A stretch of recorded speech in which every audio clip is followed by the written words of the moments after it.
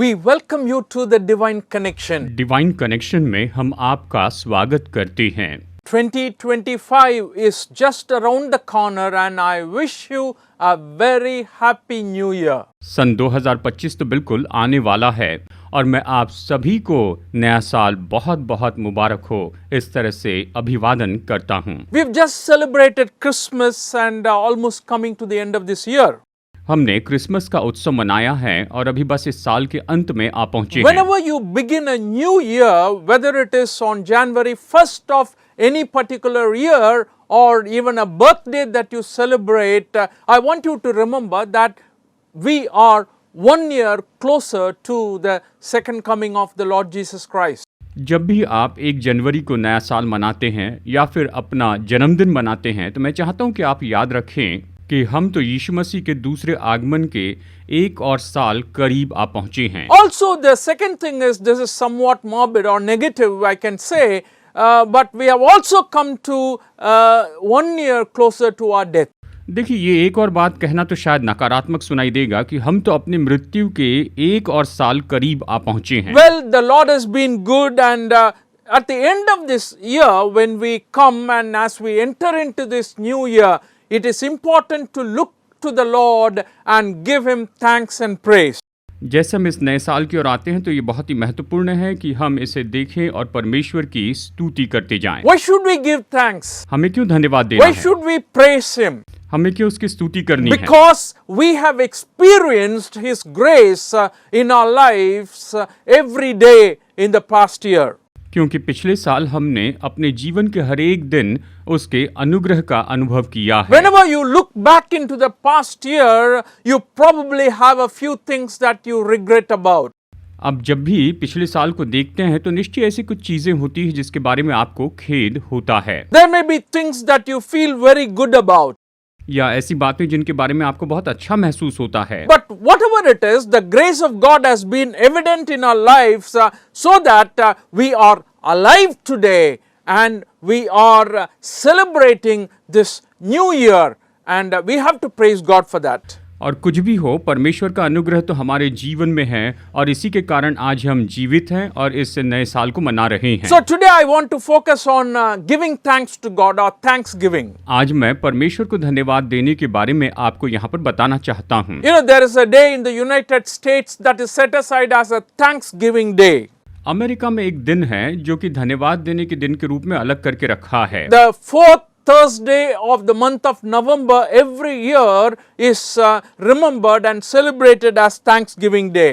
नवंबर महीने का चौथा गुरुवार ये तो हर साल अलग रखा जाता है और उसे धन्यवाद देने के दिन के रूप में मनाते हैं। It's good to celebrate. इसका उत्सव मनाना अच्छी बात है। However, I want you to know that actually giving thanks, and particularly giving thanks to God in the context that we are talking about, does not begin and end in a day. देखिए, परमेश्वर को धन्यवाद देने के बारे में जब हम बात कर रहे हैं, ये एक दिन में शुरू होकर एक ही दिन में खत्म नहीं होता है। Well, again, I want to go back to the question, why should we give thanks to God?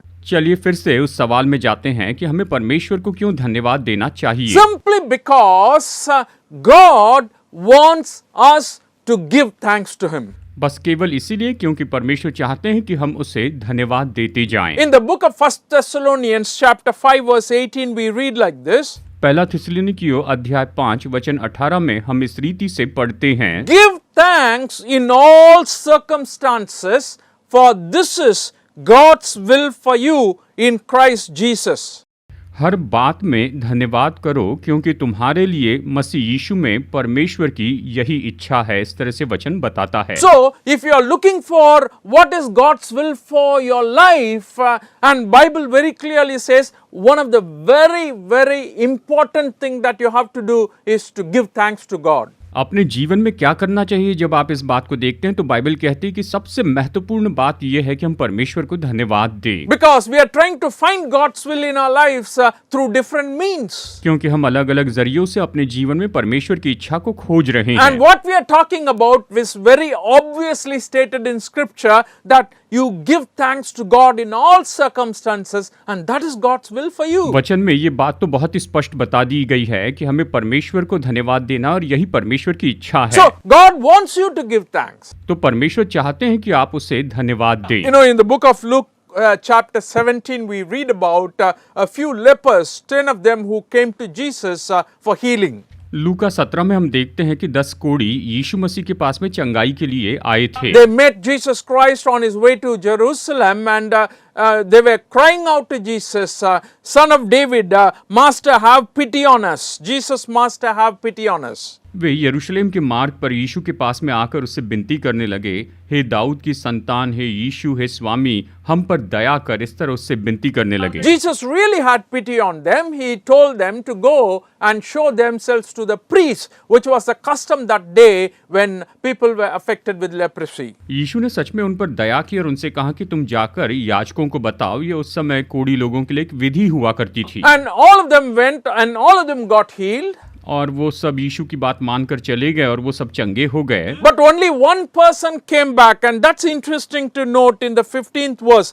One of them, when he saw he was healed, came back praising God in a loud voice. He threw himself at Jesus' feet and thanked him, and he was a Samaritan. ये बात दिलचस्प है कि वचन 15 कहता है, तब उनमें से एक ये देखकर कि मैं चंगा हो गया हूँ, ऊंचे शब्द से परमेश्वर की बढ़ाई करता हुआ लौटा और यीशु के पांव पर मुंह के बल गिरकर उसका धन्यवाद करने लगा, और वो सामरी था। इस तरह वचन 15 और 16 हमें बताते हैं। So here we see the one man who came and thanked Jesus, praised Jesus for the healing, was a Samaritan.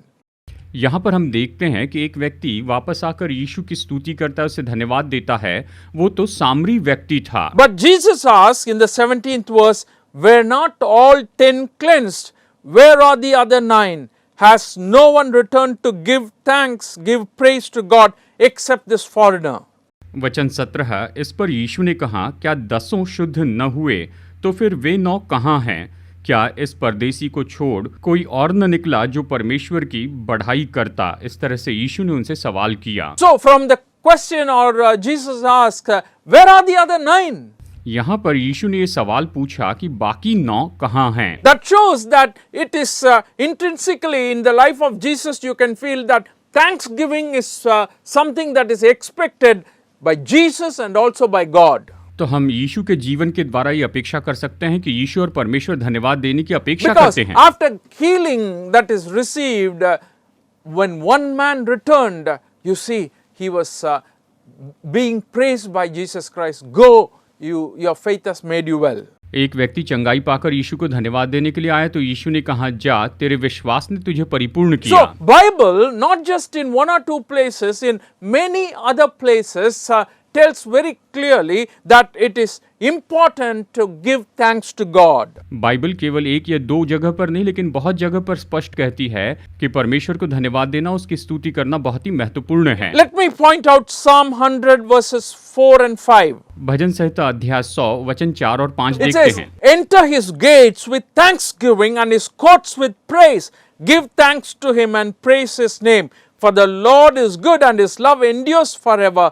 His faithfulness continues through all generations. उसके फाटकों से धन्यवाद और उसके आंगनों में स्तुति करते हुए प्रवेश करो, उसका धन्यवाद करो और उसके नाम को धन्य कहो, क्योंकि यहोवा भला है, उसकी करुणा सदा के लिए और उसकी सच्चाई पीढ़ी से पीढ़ी तक बनी रहती है। इस तरह से ये वचन हमें बताते हैं। So, when we give thanks, actually what happens is your focus shifts from yourself and it turns to God. जब हम धन्यवाद देते हैं तो हमारा जो गौर है वो हमारे ऊपर से हटकर ये परमेश्वर के ऊपर में लग जाता है। You stop becoming or being selfish. आप यहाँ पर स्वार्थी होना बंद कर देते हैं। It changes the importance from us to God, who is the giver of everything. ये हमसे महत्व को हटाकर परमेश्वर पर रखता है जो सारी चीजों को देने वाले हैं। That's why Thanksgiving is very, very important, and especially as we approach the end of the year, definitely we say, hey, it is good to thank God, praise God, and God has done so much in your life and my life. और इसीलिए धन्यवाद देना बहुत ही महत्वपूर्ण है, और जैसे हम साल के अंत में आप पहुंचे हैं तो हमें ये कहना जरूरी है कि हाँ, परमेश्वर मेरे जीवन में भले रहे हैं और मुझे उसे धन्यवाद देना चाहिए। What has God done in your life? परमेश्वर ने आपके जीवन में क्या किया है? Think about that. इसके बारे में सोचिए। I'm thinking what God has done in my life in 2024. मैं सोच रहा हूँ परमेश्वर ने 2024 में मेरे जीवन में क्या क्या किया, इस पर विचार कर रहा हूँ। What are your feelings and emotions when you think about the things that happened in your life? आपके जीवन में जो बातें हुई हैं उसके बारे में सोचकर आप भावुक हो जाते हैं, And is it good? और ये अच्छी बात है। And whatever feeling you have, my dear friends, that should not deter you from giving thanks to God. और जो भी भावना आपके अंदर में है, आप जो भी महसूस कर रहे हैं, वो आपको परमेश्वर को धन्यवाद देने से रोकने न पाएं। Because God is always good. क्योंकि परमेश्वर तो हमेशा भले परमेश्वर हैं। In His goodness, He is doing good to all the people. वो अपनी भलाई में सभी लोगों के लिए, सभी मनुष्यों के लिए भला करते जाते हैं, That's why we have to give thanks. और इसलिए हमें उसे धन्यवाद देना Well, you चाहिए। can give thanks to God for a lot of things that He has done in our lives. परमेश्वर ने हमारे जीवन में जो बहुत सी बातें की हैं उसके लिए धन्यवाद But I दे want सकते to हैं। look at a few things from the scripture where it says we need to give thanks to God. लेकिन मैं वचनों में से कुछ बातें देखना चाहता हूं जहां पर यह कहता है कि हमें परमेश्वर को धन्यवाद देना चाहिए। Have you ever thanked God for the Bible? क्या आपने कभी बाइबल के लिए परमेश्वर को धन्यवाद दिया है? Because you have the Bible in your own language and you are able to read and you are able to get the guidance from God from His Word. क्योंकि आपकी अपनी भाषा में आपके पास आपकी बाइबल है, और ये तो सच में इसके द्वारा आप परमेश्वर से निर्देश पा सकते In the हैं। Old Testament, we have a beautiful reference from Psalm chapter 119, 119 and 62. भजन संहिता 119 वचन 62 में बहुत ही अच्छा संदर्भ बताया है। At midnight I rise to give you thanks for your righteous laws. वचन कहता है, तेरे धर्म में नियमों के कारण मैं आधी रात को तेरा धन्यवाद करने को उठूंगा। इस तरह कहता है। I really was puzzled, yet at the same time I was very, very happy when I read this verse, because the psalmist says, at midnight I rise up so that I can read your law. I give thanks for your law. मैं ये पढ़कर हैरान हो गया, बहुत ही खुश हो गया कि भजनकार कहता है कि मैं आधी रात को तेरी व्यवस्था के कारण, तेरे नियमों के कारण तेरा धन्यवाद करूंगा। Because the laws are righteous laws. क्योंकि उसके जो नियम है वो तो धर्म में नियम हैं। You need that law. I need that law. आपको इन नियमों की जरूरत है, मुझे इनकी जरूरत है। God's laws are wholesome and are meant for our lives to become better and better, and that's why the law of the Lord, which is the word of God according to Psalm 119, is something that we need to thank God about always. परमेश्वर के नियम तो परिपूर्ण हैं और वो हमारे जीवन को बेहतर बनाने के लिए है। परमेश्वर के नियम यानी परमेश्वर का वचन भजन 119 के अनुसार हमें उसके वचन के लिए उसे धन्यवाद देना In the book चाहिए। of Colossians, Apostle Paul writes in the 3rd chapter, 16th verse, कुलुसियों 3:16 में प्रेरित पौलुस इस तरह लिखता है, let the message of Christ dwell in you richly, and as you teach and admonish one another with all wisdom through psalms, hymns, songs, and from the Spirit singing to God with gratitude in your hearts. मसीह के वचन को अपने हृदय में अधिकाय से बसने दो और सिद्ध ज्ञान सहित एक दूसरे को सिखाओ और चिताओ, और अपने मन में अनुग्रह के साथ परमेश्वर के लिए भजन और स्तुति गान और आत्मिक गीत गाया करो। इस तरह से ये वचन हमें बताता है। Why we need to thank God for the Bible? हमें बाइबल के लिए क्यों परमेश्वर का धन्यवाद देना Because है? the Bible teaches us the right things. क्योंकि बाइबल हमें सही बातें सिखाती हैं। The Bible admonishes us. Bible हमें चेतावनियां देती हैं। And the Bible warns us when we do wrong. जब हम गलती करते हैं तो बाइबल हमें चेतावनी In fact, देती है। this is the guide that God has given to us, and we need to thank the Lord for this. ये तो मार्गदर्शक है जो परमेश्वर ने हमें दिया, और इसके लिए हमें परमेश्वर को धन्यवाद देना चाहिए। And sometimes the word of God may remind you the mistake or the wrong thing that you have done. और कई बार परमेश्वर का वचन आपने जो गलतियां की हैं वो आपको याद दिलाता है। I know a lot of friends who send scripture references to many people, to all their contacts every day. मैं जानता हूँ मेरे ऐसे बहुत से दोस्त हैं जो अपने मित्रों को हर एक दिन वचन के संदर्भ इस तरह से भेजते हैं। And when a person reads that verse, that is not something, having a magical power. Rather, I would say every word of God is active it is living, therefore it penetrates into the hearts and soul of that person who is reading it. और मैं कहता हूँ परमेश्वर के वचन में कोई जादू नहीं है, पर उसमें सामर्थ्य है कि पढ़ने वाले के हृदय को छेद दे। The Bible helps us in our daily lives. Bible हमारे प्रतिदिन के जीवन में हमारी मदद करती Give है। thanks to God for His word. परमेश्वर के वचन के लिए आप उसे धन्यवाद देते जाएं। His word speaks to you today. आज उसका वचन आपसे बातें करता In है। fact, all through the message from the beginning, I have quoted many verses, references only from this word. और देखिए इसी वचन में से शुरू से लेकर अब तक मैंने आपको बहुत से वचन संदर्भ बताए हैं। And thank God for His word. परमेश्वर के वचन के लिए परमेश्वर का धन्यवाद हो। And His word is in your hands.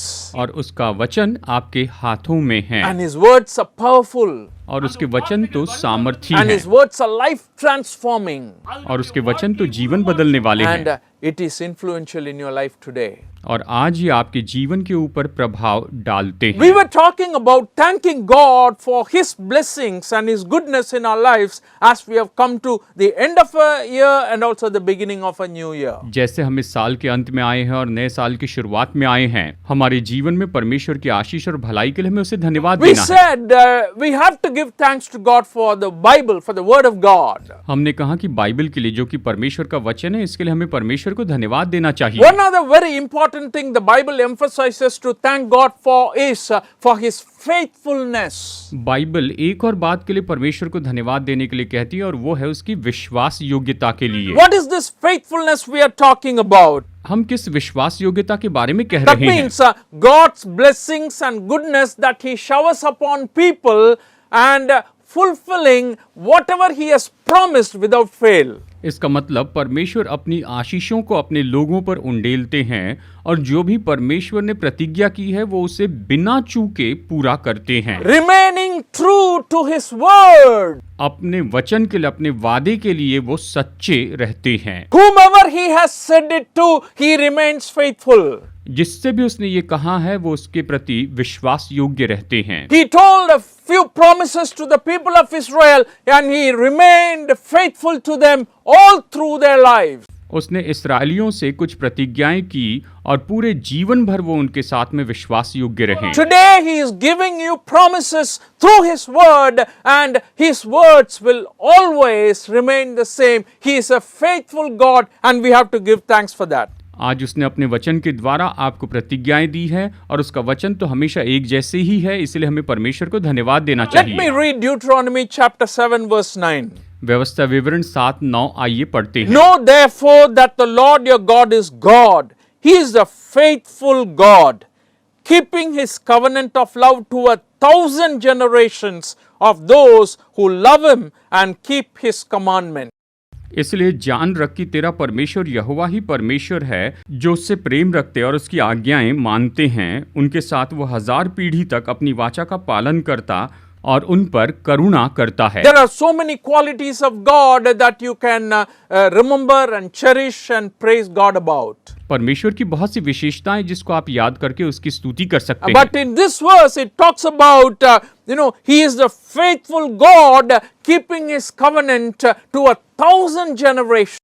ये वचन कहता है कि वो विश्वास योग्य परमेश्वर है और वो 1000 पीढ़ी तक अपनी वाचा का पालन करता है। My dear friends who are watching this program today, you can be very confident about the faithfulness of God. मेरे दोस्तों, आप ये प्रोग्राम जो देख रहे हैं, आप निश्चय परमेश्वर के लिए भरोसा रख सकते His हैं। faithfulness of God is for you. परमेश्वर की ये विश्वास योग्यता आपके लिए His है। faithfulness of God is for the people of Israel. परमेश्वर की विश्वास योग्यता इस्राएली लोगों If के you लिए है। believe what the Bible says very clearly, His faithfulness is also for all the people of the world.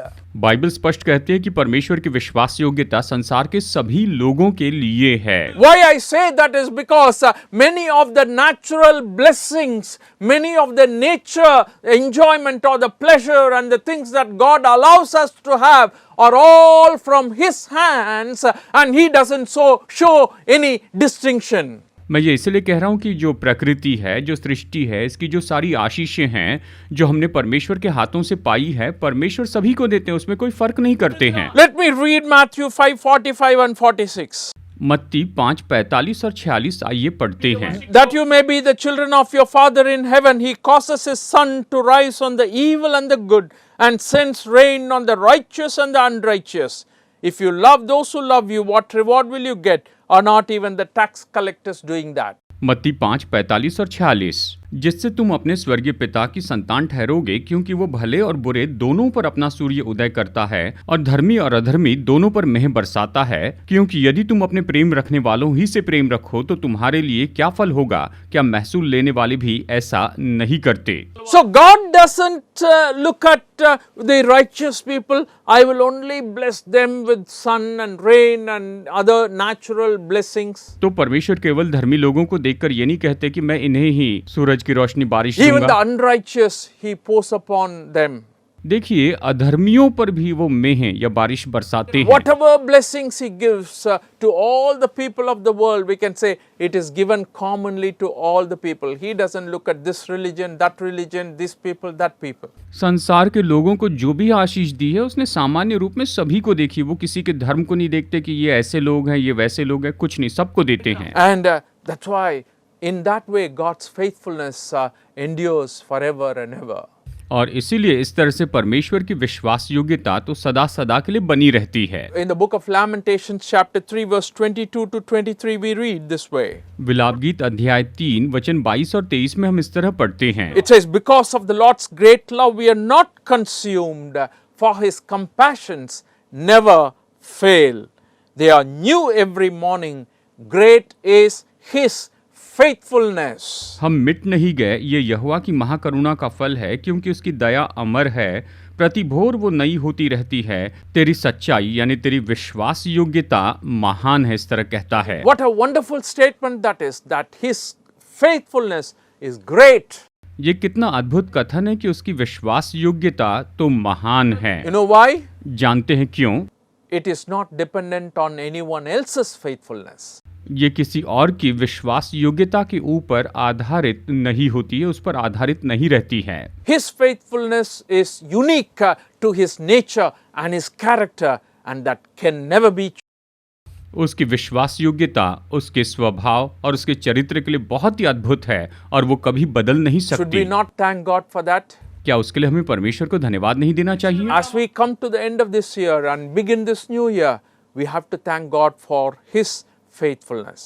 जैसे हम इस साल के अंत में आ चुके हैं, नया साल शुरुआत करने वाले हैं, हमें उसकी विश्वास योग्यता के लिए उसे धन्यवाद देना चाहिए। We have to thank God for the Bible, the Word of God. Bible के लिए, परमेश्वर के वचन के लिए हमें उसे धन्यवाद We देना have to है। thank God for His faithfulness.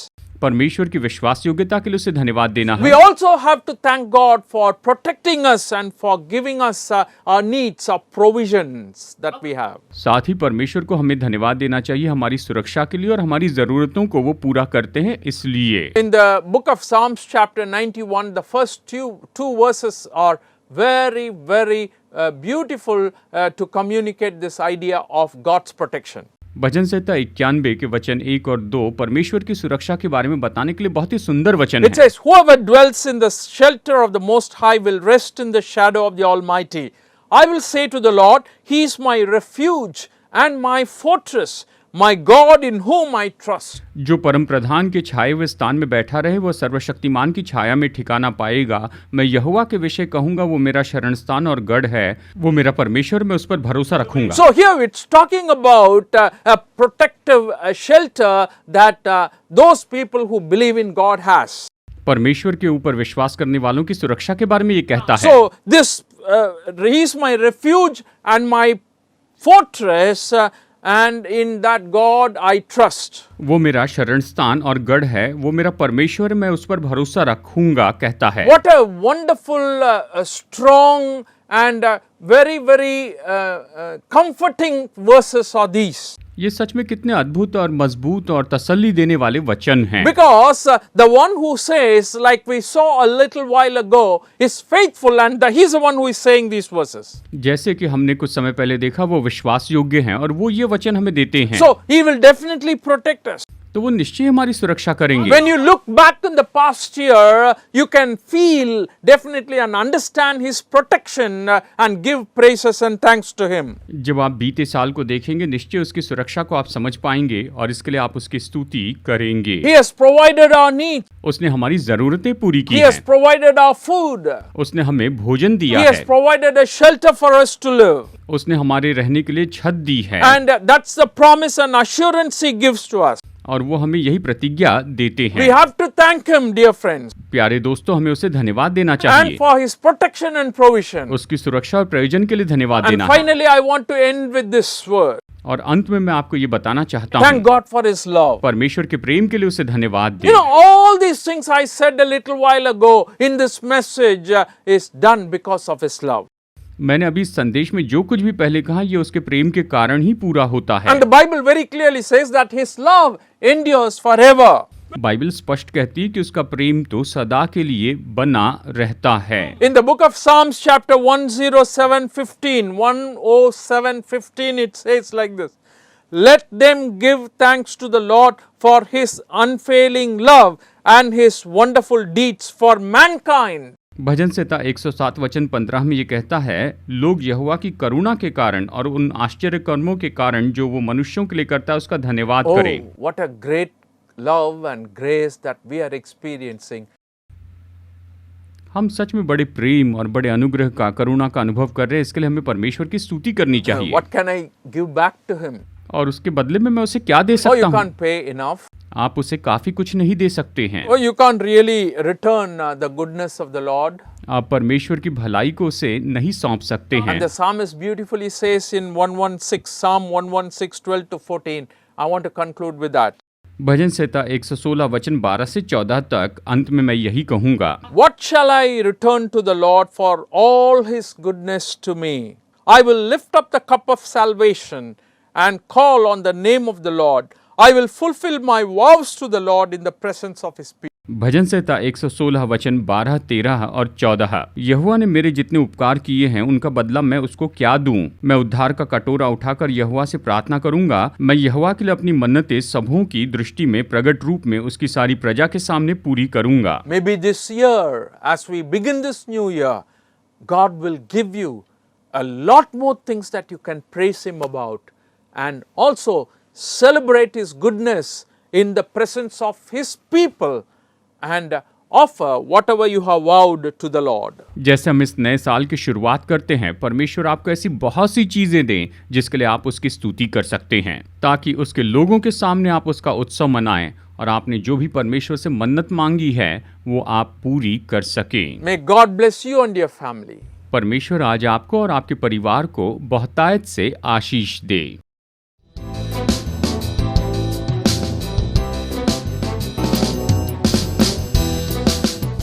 Study the Word of God in a private and personal way through our online study website. Contact number